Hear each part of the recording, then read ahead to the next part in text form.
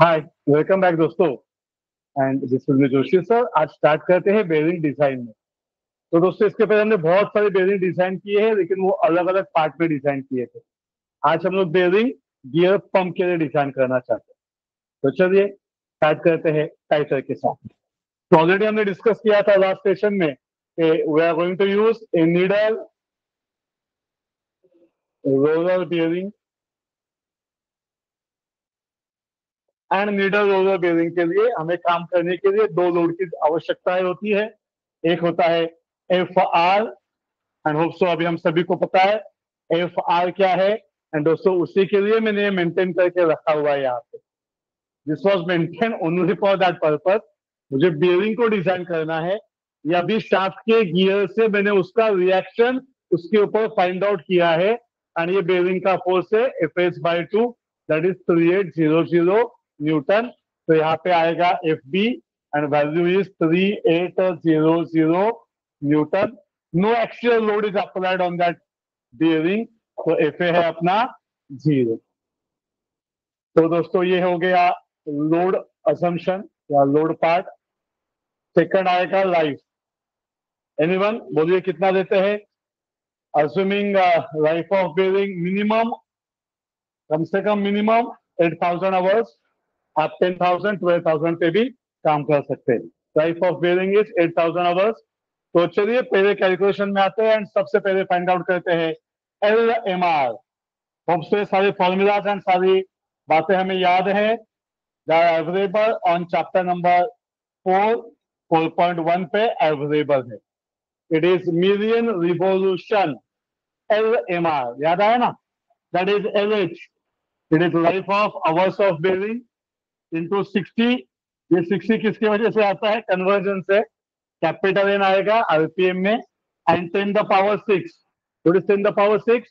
1 million revolution उसका number है वो। तो इट इज एडजस्टेड। चलो आ जाओ, वैल्यू डालते हैं। It is 8000 into 60। Again question आएगा, एन क्या आएगा? तो N is mounted on a same shaft. तो जो स्पीड से पावर चलेगा, जो स्पीड से मोटर चलेगी, शाफ्ट इज डायरेक्टली कपल्ड है, तो बेटा उसका आरपीएम भी क्या आएगा? सेम आएगा। It is 960 RPM. चलिए, anyone the answer of LMR कितना?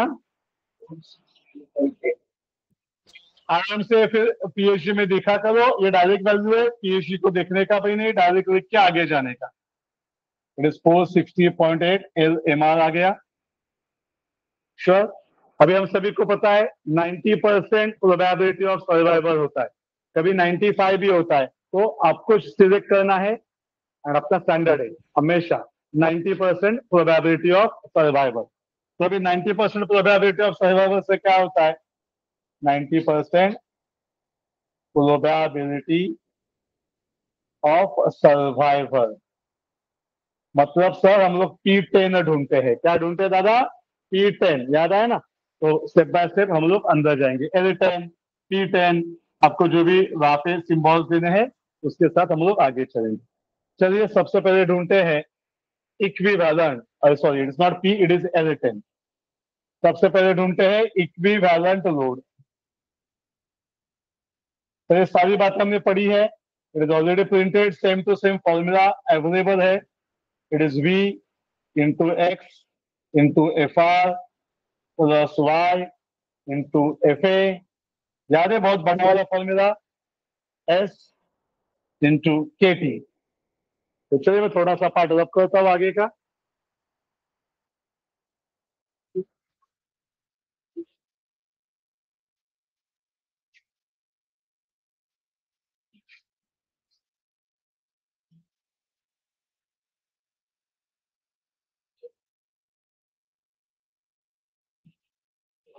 आइए वैल्यू पुट करते हैं।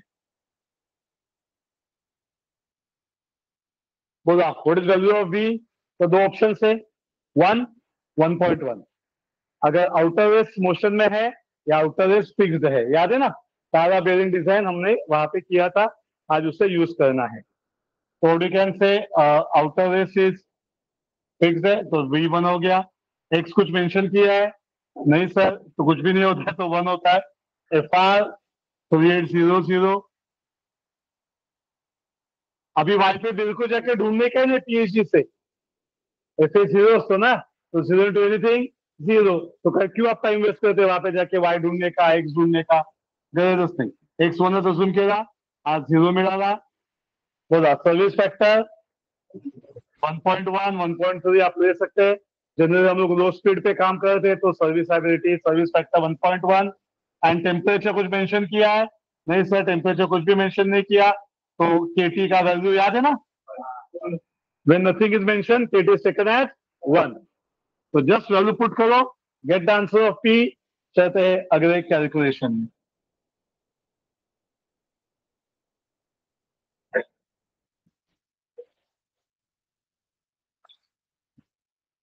Yes, I'm expecting the answers from all of you. Please. It is sir? 4180 Newton. Yes, याद आ रहा है किसी को? पर ये न्यूटन में कभी नहीं चलेगा. डिजाइन में जाते टाइम अभी बेरिंग ढूंढना है, सिलेक्ट करना है, तो केजीएफ में आना पड़ता है. तो इसको छोटा सा करते हैं 418 केजीएफ. सही है. तो चलिए अभी ढूंढते हैं dynamic capacity of bearing.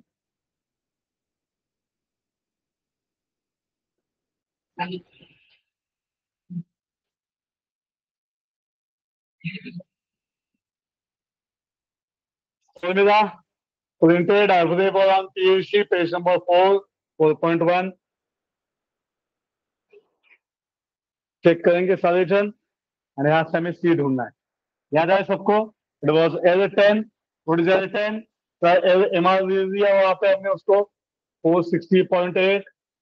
C required to be calculated. C का नाम dynamic capacity, C not static capacity. चलो दोस्तों टाइटल भी लिखा मैंने, पीई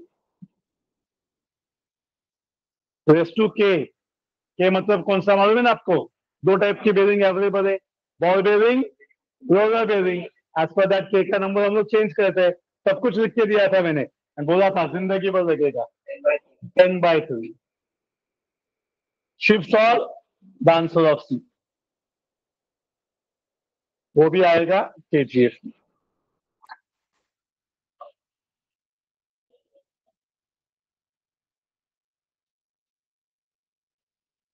एंड अभी the final answer calculation check करना है. चलिए फटाफट काम करते हैं.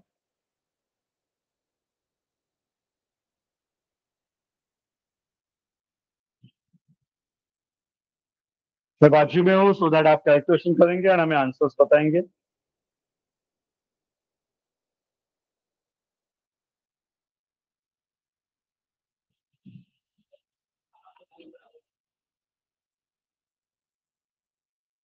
Anyone how to find out the parameter? कौन सा बेरिंग नंबर लेना है आपको? कौन से पेज पे आएंगे? हाँ 2.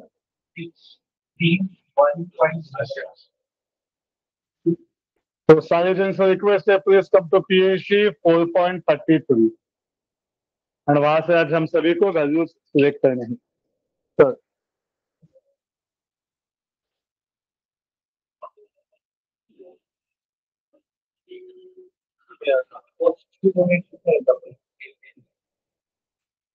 रिटर्न मुझे एरे मारा पण हाच अजून केला ना 90% प्रोबेबिलिटी ऑफ सर्विस. तो प्लीज आ जाइए 4.33 पे. नहीं स्टैंडर्ड प्रिंटेड है, यहाँ पे ऊपर एब्रिविएशंस में दिया है.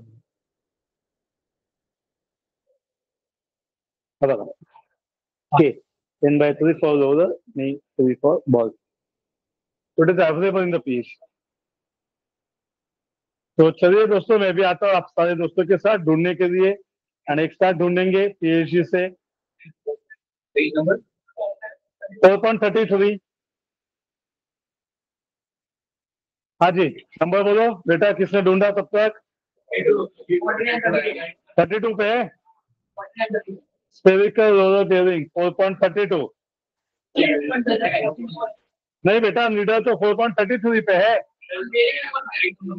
ओके, बेरिंग नंबर बता रहे कितना है?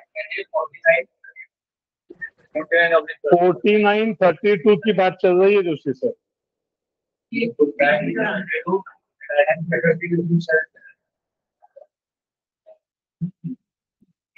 2431 सी में आके देखो 26 इधर अवेलेबल है। 27 घेऊ शकता, 28 पण घेऊ शकता, काय प्रॉब्लेम नाही, अगदी जवळ आहे ना। मराठी माणूस नका बनू, थोडासा पुढे द्या त्याला। 26, 31, 27 म्हणजे कळलं का? अगदी आपण त्याला 26 वाटतं पण कमी वापरतोय आपण। एखादा जास्त निघाला चुकून 27 क्रॉस केला तर बेरिंग फेल होईल। कशाला बळा, आहे ना अवेलेबिलिटी, एवढे का फर्क पड़त नहीं। Come to 2800। तो देखिए कैसे ढूंढना है आप सभी को। तो यहाँ पे आना है एंड सी में आके वैल्यू ढूंढना है। 2700 मैच होता है, लेकिन अपना वैल्यू ऑलरेडी बहुत नजदीक आ रहा है, तो हम लोग थोड़ा सा सेफ्टी में आगे जाके रहेंगे। तो दोनों आंसर सही है, कुछ भी लिखो चलेगा, बोथ आर करेक्ट। लेकिन इसके लिए ना एक गाइडिंग फैक्टर है, वो मुझे आपको डिस्कस करना है। तो प्लीज प्लीज यहाँ पे आइए, मैं पढ़ रहा हूँ, ये पेज आपके साथ है तो ही आपको समझ में आएगा मैं क्या समझाना चाहता हूँ। So we on page number 4.33 और हमने वैल्यू ढूंढा वहां से, ढूंढा वैल्यू सबने एंड नंबर लिया। चलो मैं पहला नंबर लेता हूँ 27 मधला 4932 मिळाला सगळ्यांना। NA4932। अब उसमें ना आगे जाने का एंड कैपिटल डी को देखने का।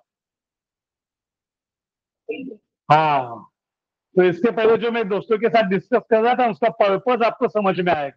What was that purpose?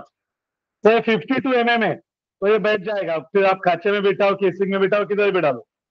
नीचे आ जाओ 2800 पे 55, it will also do the purpose. लेकिन 3750 से तो फिर वो बहुत ही नजदीक आएगा 62 mm, 65 का ही है तो 3 mm का ही क्लियरेंस मिलेगा। तो दोनों साइड से 1.5 mm। Can you just imagine? Getting में मुझे आपको क्या समझाना था, तो ये छोटी सी बात यहाँ पे आपको ध्यान में रखनी है। एंड वैसे मुंबई यूनिवर्सिटी के पेपर में कभी भी फेल नहीं होता है, तो ये मैंने इसलिए बता के रखा कि कभी कभार आप अपने कंपनी में जैसे दोस्त काम करता है तो उसे पता होता है कि क्या कंस्टेंट्स आते हैं, तो वहां पे आपको हेल्प होगी। श्योर? तो चलिए वापिस आते हैं एंड लिख देते हैं अपना final answer.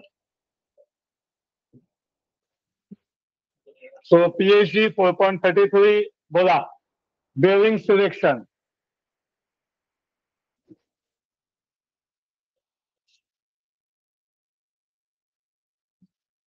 Anyone number? NA49 number देखो सीरीज का है तो कुछ भी लिखते भाई साहब बच्चे।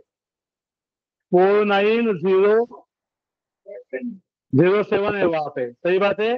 2800 मिला ना सगळ्यांना पक्का? Thank you.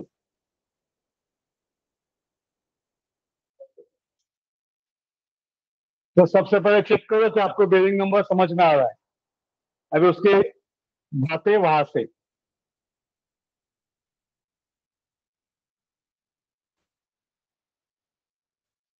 Symbol C, value 2800 kGA।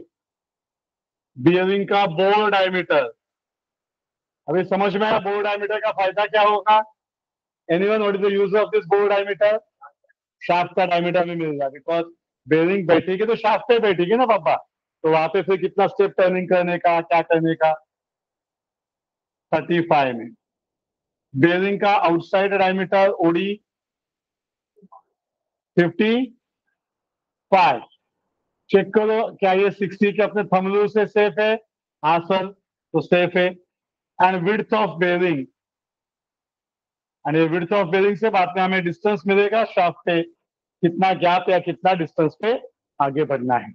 तो tell me, have you got a concept of bearing design? पक्का? तो अभी चलते हैं शाफ्ट डिजाइन पे एंड न्यूमेरिकल को कंप्लीट करते हैं। लेते हैं अगले पार्ट।